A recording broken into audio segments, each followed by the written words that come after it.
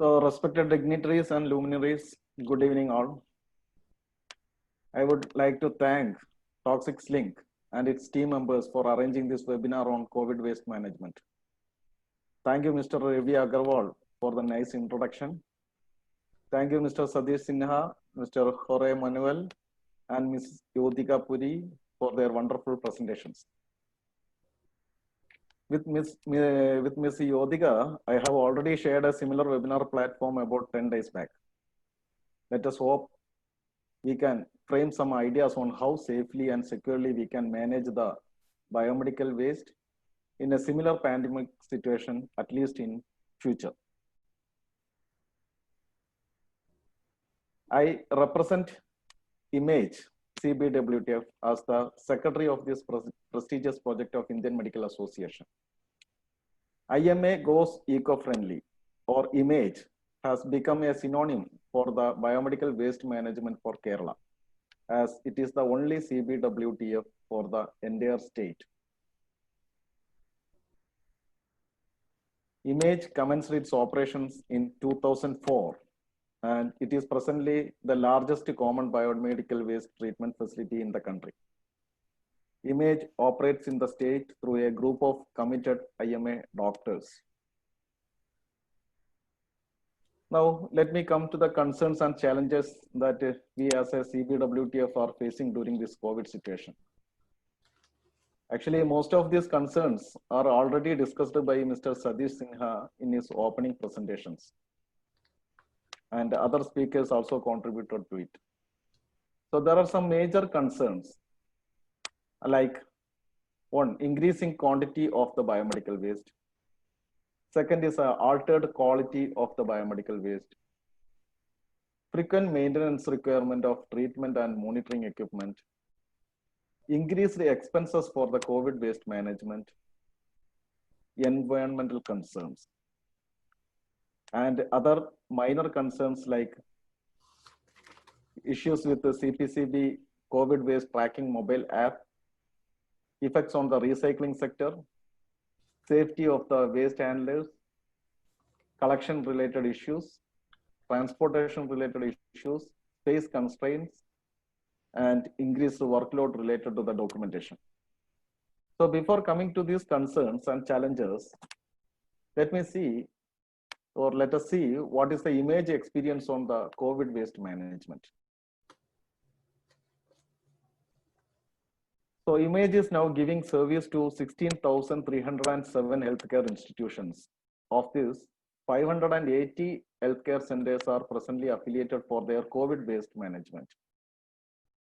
In the year 2019, or in the pre-COVID time, Image was managing daily an average of 48.4 tons of biomedical waste per day. So presently, the average daily quantity of COVID waste collected by our CBWTF is around 25 tons, and the total biomedical waste comes to about 55 tons per day. Means there is an increase by around 14% in the total quantity of biomedical waste received at the Image. So why this increasing quantity of biomedical waste happens? The first 2 points, all we know. One is the increasing number of COVID-19 cases being cared in the healthcare centers and increased use of PPEs in the care of COVID cases. But the next two, this has to be avoided. That is the mixing of general solid waste with the biomedical waste and the non-biomedical waste like PPEs used by the public being sent along with the biomedical waste, etc.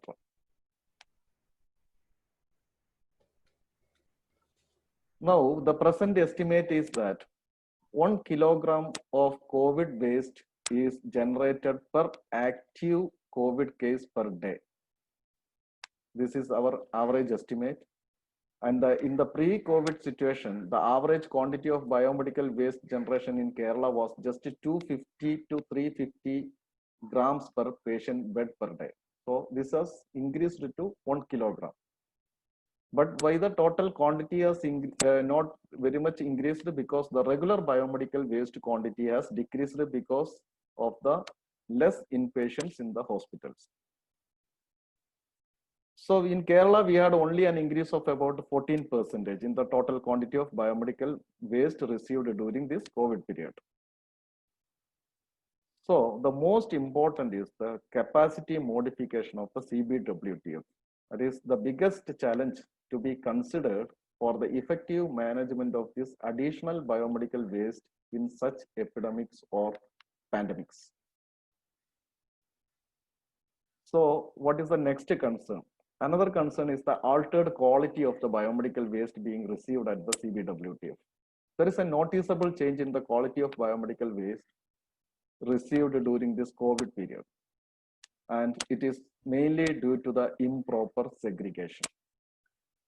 The expansion of the COVID care to the temporary makeshift hospitals, isolation wards, and quarantine camps caused a huge challenge in following the protocols related to the biomedical waste segregation. The improper segregation with a lot of plastic containing materials like and food waste, food packings, glass materials, general solid waste, etc. Everything was put in the yellow category incinerable waste that created a huge challenge to the CBWTFs. Now, excluding the food and general solid waste, up to 60 to 65% of the total quantity of COVID waste is PPEs or personal protective equipments. And this includes PPEs made of plastic and semi-plastic materials. So what does this improper segregation cause?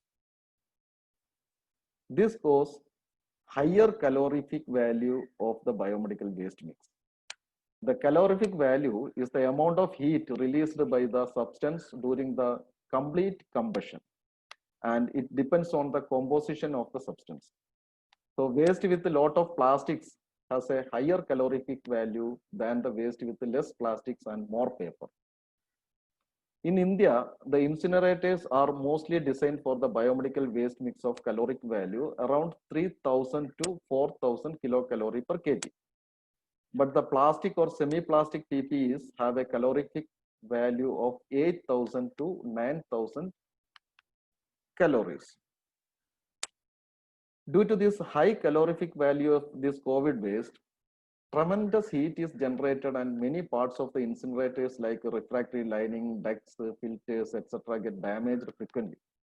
And this also reduces the quantity of biomedical waste incineration as the automatic waste feeding system is also affected.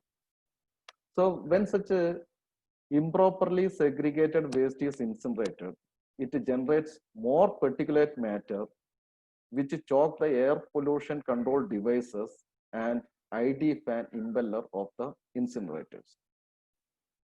So this leads to requirement for frequent maintenance of the treatment equipment and the monitoring devices. The online continuous emission monitoring devices installed for monitoring of the stack emission also required to be repeatedly maintained as the filters were choked and damaged more frequently.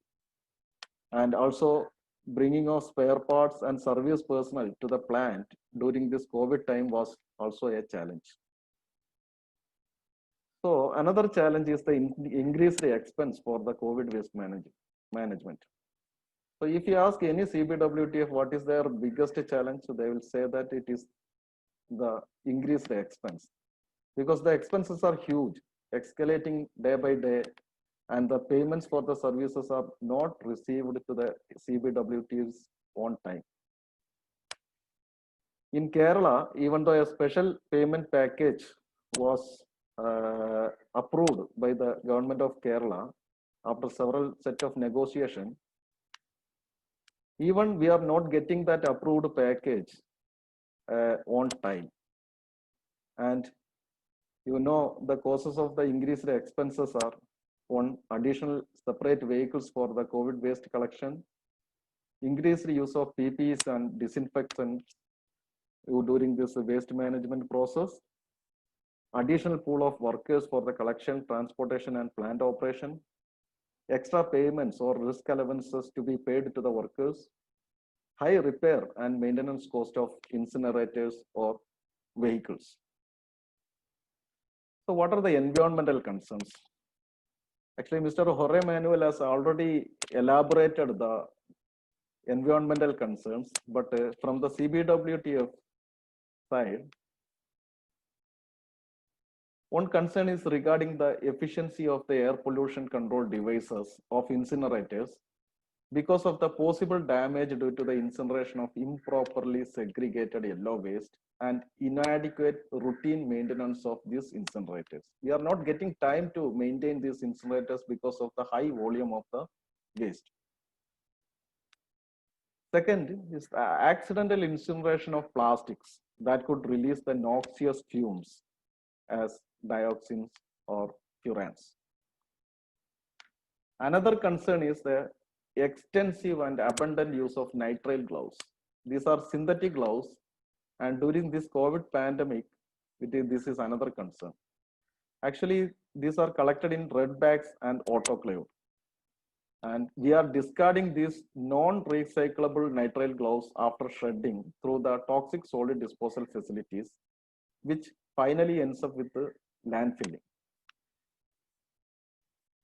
So this also requires to be addressed, this nitrile gloves issue, because it is not recyclable in India. Another environmental concern is regarding the possible incineration of waste, which are prior treated with the sodium hypochlorite. This chlorine-containing chemical is extensively used in this COVID situation by the urban local bodies and healthcare centers for the disinfection process. But as we know, the accidental incineration of this chlorine-contaminated waste may lead to the toxic dioxins, fumes to the environment. Another challenge was the CPCB COVID mobile app, the biomedical waste tracking app. In the initial period, we had a lot of practical and technical issues for implementing this waste tracking system. But now, after a few months, so the issues has come down, and most of the technical issues the CPCB has addressed it. Another concern is regarding the effect on the recycling sector, because the post-COVID slump in oil prices has become detrimental to the plastic recycling sector. The decrease in the production cost of the virgin plastics has reduced the demand for post-consumer polymers. The fear of COVID transmission, restricted scrap movement across the state borders, etc., also affected the recycling of this disinfected biomedical waste scrap. Next, I need not mention this concern, the safety of the waste handlers. This is a very important concern for the CBWTF because the COVID situation warranted additional coverall PPEs for the frontline waste handlers. And those above 60 were given leave from duties. Staff had to be divided into two teams for to keep this one, what is that called, if one person is infected with the COVID, another team has to take over the duty because it cannot be stopped. And the vehicles, all the materials used by these workers were to be disinfected properly. So the risk factor increases multifold in the COVID waste management operations.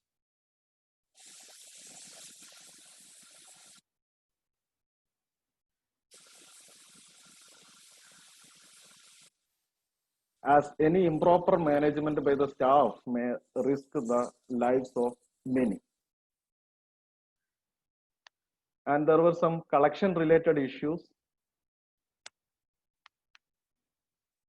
As far as possible, Image is collecting COVID and regular biomedical waste separately, using separate staff and separate set of vehicles. But the barcode scanning of the COVID waste bags, which is mandatory as per the biomedical waste rules, was adversely affected as the COVID waste is collected in sealed barrels from the COVID care centers, and the workers were instructed to cut down the direct waste handling during this COVID situation. And some transportation issues. The COVID situation warranted for additional vehicles as the COVID waste was collected separately and the number of barrels that can be filled inside the truck was limited. In Kerala, we added 18 additional trucks in the last 4 months to the already existing 44 vehicles. Even we requested the government to help us by providing some of their vehicles that are lying idle during this COVID situation, but our request was not heard by the government. And frequent sanitization of vehicles with the sodium hypochlorite is also causing erosion, early erosion of the vehicles. And the regular and routine maintenance of these collection vehicles is also affected because of this situation. And definitely there is space constraints in the CBWTF, because ideally a separate area for the reception and temporary storage of this waste is required within the CBWTF for the priority treatment at the plant. And there is definitely an increased workload related to documentation and reporting, because this COVID waste management has to be reported separately to the statutory authorities. Even though this is a additional workload, it's a very small concern for the CBWTFs. The image CBWTF is the best example for our commitment to the society. And our motto is, let the waste of the sick not contaminate the lives of healthy. And thank you all for the patiently.